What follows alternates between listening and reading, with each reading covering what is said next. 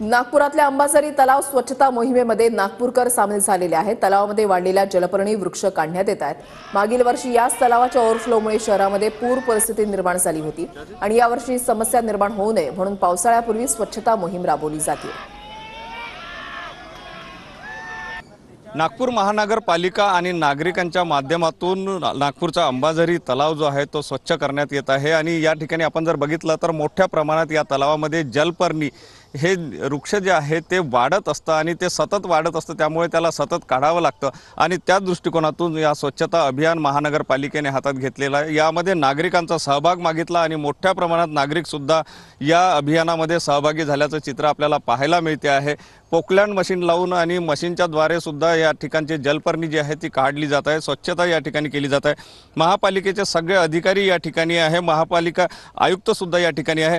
हा कशा प्रकारे सगळं अभियान सुरू आहे सर, काय सांगाल? अतिशय मोठं अभियान हातात घेतलेलं आहे, कशा प्रकारे? नागपूर शहरामधलं अंबाझरी एक महत्त्वाची वॉटर बॉडी आहे आणि गेले काही दिवसांपासून इथे जलपर्णी जी आहे त्याचा मोठ्या प्रमाणात प्रादुर्भाव झाला होता। तर एक प्री मॉन्सून आपल्याला जो आहे तात्पुरते मेजर म्हणून आपण आता सगळी जलपर्णी जी आहे ती फिजिकली रिमूव्ह करून घेतो आहोत। साधारणतः 500 ते 600 लोक जे आहेत त्यांनी स्वतःहून याच्यामध्ये या क्लिनिंग ड्राईव्हमध्ये आपला सहभाग नोंदवलेला आहे। कॅमेरामन साईसह सुनील ढगे, TV9 मराठी, नागपूर।